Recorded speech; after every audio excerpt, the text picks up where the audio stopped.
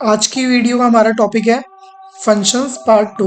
Last class में हम लोगों ने फंक्शंस के बेसिक पढ़े थे, जैसे फंक्शन क्या होते हैं, उन्हें कैसे कॉल करते हैं, आर्ग्यूमेंट्स क्या होते हैं और रिटर्न क्या होता है। आज हम पढ़ेंगे एनोनिमस फंक्शंस क्या होते हैं, एरो फंक्शंस क्या होते हैं, आईआईएफई फंक्शंस क्या होते हैं या सेल्फ एग्जीक्यूशन फंक्शंस भी इनको बोलते हैं। ऑब्जेक्ट्स के अंदर मेथड्स क्या होते हैं, या इनको हम ऑब्जेक्ट्स के अंदर फंक्शंस बोल सकते हैं। फंक्शन या मेथड्स को ऑब्जेक्ट में कैसे पास करना है। तो आज की वीडियो बहुत इंपॉर्टेंट होने वाली है, इसको आपको ध्यान से देखना है। सबसे पहले हम देखते हैं एनोनिमस फंक्शंस क्या होते हैं। लास्ट क्लास में हमने फंक्शंस बनाना सीखा था। फंक्शन कीवर्ड पहले हमें लिखना है, फिर फंक्शन का नाम लिखना है। कुछ भी नाम हो सकता है, मैंने शो नेम रख दिया है। ये हमारा बेसिक फंक्शन का तरीका था। अब मैं इसमें console.log हाई कर देता हूँ। जैसे कोई इस फंक्शन को कॉल करेगा तो वो हाई प्रिंट करेगा। कॉल करने के लिए फंक्शन का नाम लिखना है, फिर स्मॉल ब्रैकेट्स को ओपन करना है। अब जब मैं इसको रन करूंगा तो ये मुझे हाई प्रिंट कर देगा।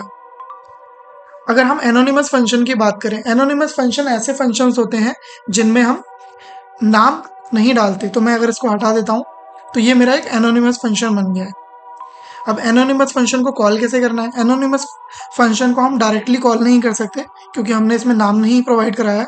तो हम किसी दूसरे मेथड के थ्रू इसको कॉल करते हैं। कैसे? मैं इस फंक्शन को एक वेरिएबल में स्टोर करा सकता हूँ। इसके आगे मैं एक वेरिएबल बनाता हूँ। इस फंक्शन के आगे वेरिएबल का नाम मैं कुछ भी दे सकता हूँ। जैसे अगेन मैं इसका नाम शो नेम दे देता हूँ। तो अब ये क्या करेगा, ये एनोनिमस फंक्शन जिसका कोई नाम नहीं है, इसको मैंने अटैच कर दिया इस वेरिएबल के साथ में। अब मैं इस वेरिएबल को यूज कर सकता हूँ सेम उसी तरह से जिस तरह से मैं फंक्शन को कॉल कर पा रहा था। सेम ये फंक्शन काम कर रहा है। अच्छा, इसी एनोनिमस फंक्शन में, एनोनिमस फंक्शन तो हम समझ गए। अब इसी एनोनिमस फंक्शन में अगर हम थोड़ा सा मॉडिफिकेशन करें, अगर मैं इस वाले पार्ट को फंक्शन कीवर्ड यहाँ पे ना लिख के इसके बाद में यहाँ पे एक इक्वल और ग्रेटर देन का साइन लगा दूं, तो ये साइन एक एरो जैसा बन रहा है। तो इसी फंक्शन को हम एरो फंक्शन भी कहते हैं। तो अगेन सेम टू सेम ये फंक्शन हमारा काम करेगा। अच्छा, एरो फंक्शन में एक बेनिफिट है, अगर हमारा कोड सिंगल लाइन का है तो हमें ये करली ब्रेसेस भी लिखने की ज़रूरत नहीं है।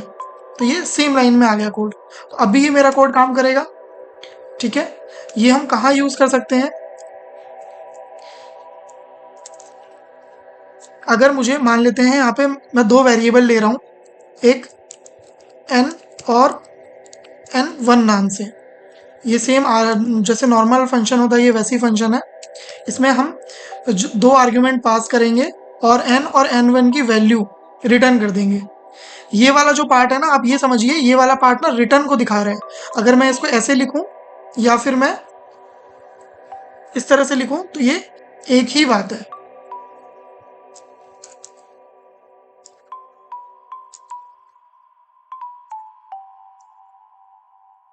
ठीक है, मैं इसको इस तरह से भी लिख सकता हूँ। ये दोनों एक ही चीज होती हैं।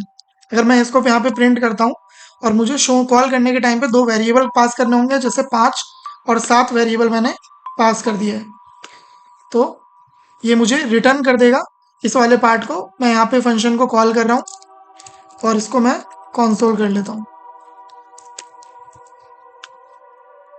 ये रिटर्न क्या होता है, आर्ग्यूमेंट्स क्या होते हैं, ये हमने इससे पहले वाली फंक्शन की क्लास में किया था। तो आप एक बार उस वीडियो को दोबारा देख लीजिएगा। तो ये क्या कर रहा है, इन दोनों को सम करके रिटर्न कर रहा है और मैं उसको यहाँ पे कॉन्सोल कर रहा हूँ। ठीक है, तो अगर ये सिंगल लाइन का कोड है, मतलब अगर आप इसमें रिटर्न कर रहे हैं और सिर्फ एक ही लाइन है, तो आपको इस रिटर्न कीवर्ड को यूज करने की जरूरत नहीं है एरो फंक्शन के अंदर, और इस कर्ली ब्रेसेस की नीड नहीं है। तो ये सब एक ही लाइन के अंदर आ गया। तो अब देख रहे हैं कोड आपका कितना ज़्यादा शॉर्ट हो गया है। तो इसको बोलते हैं हम एरो फंक्शन। ये भी आपको बिल्कुल सेम चीज रिटर्न करके देगा।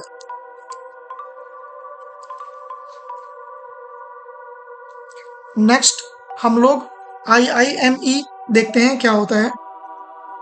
IIME का मतलब होता है ऐसे फंक्शन जो कि तुरंत एग्जीक्यूट होते हैं। ठीक है, ऑटो इन्वोकेशन भी हम इसको बोल सकते हैं, सेल्फ एग्जीक्यूशन फंक्शन भी हम इनको बोल सकते हैं। तो हमें एक एनोनिमस फंक्शन बनाना है जैसे हमने पहले बनाया था हम उसी को यूज कर लेते हैं। ये हमारा एनोनिमस फंक्शन है। अब इसमें हमें इस वाले पार्ट की जरूरत नहीं है, ये हमें हमारा नॉर्मल एक एनोनिमस फंक्शन बन गया। अगर हमें इसे सिर्फ एक ही बार यूज करना है और हम चाहते हैं कि जैसे ही हमारा पेज लोड हो वैसे ही ये फंक्शन एग्जीक्यूट हो जाए, तो हम इसको रैप कर सकते हैं स्मॉल ब्रैकेट के अंदर, और इसके आगे यहाँ पे हम एक और स्मॉल ब्रैकेट लगाएंगे।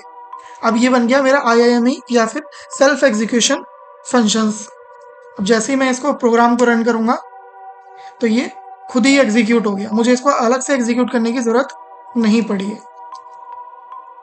इसके अलावा अगर हमारे पास एक चीज और है, हम किसी ऑब्जेक्ट के अंदर भी इस फंक्शन को पास कर सकते हैं।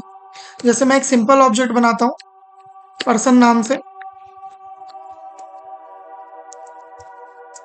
इसके अंदर मैंने एक नेम वेरिएबल बनाया जिसके अंदर मैंने विजय लिख दिया।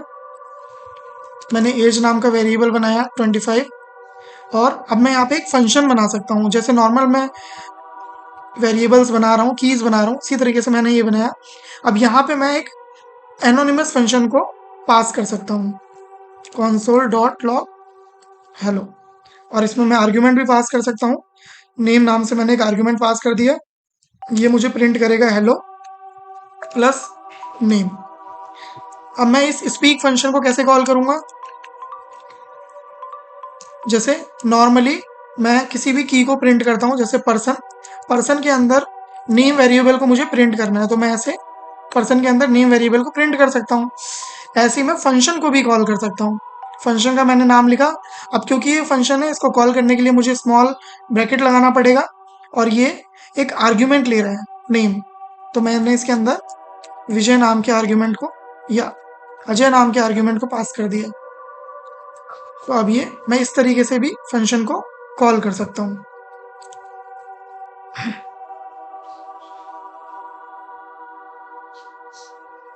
यहाँ पे मैंने console.log लिखने की ज़रूरत नहीं है, क्योंकि मैं इसके अंदर ऑलरेडी console.log रख रहा हूँ।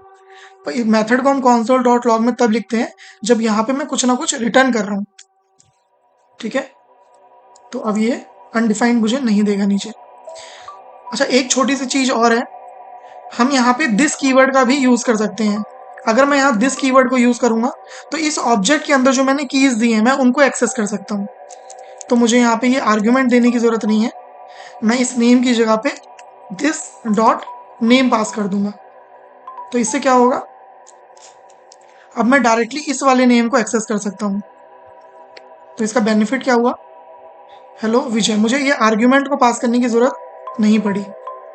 ठीक है, अब मैं चाहूँ तो इसमें नेम को चेंज कर सकता हूँ, पर्सन डॉट नेम को मैंने अजय कर दिया, तो इसने मुझे अजय प्रिंट कर दिया। ठीक है, तो ये थे हमारे कुछ एडवांस फंक्शंस।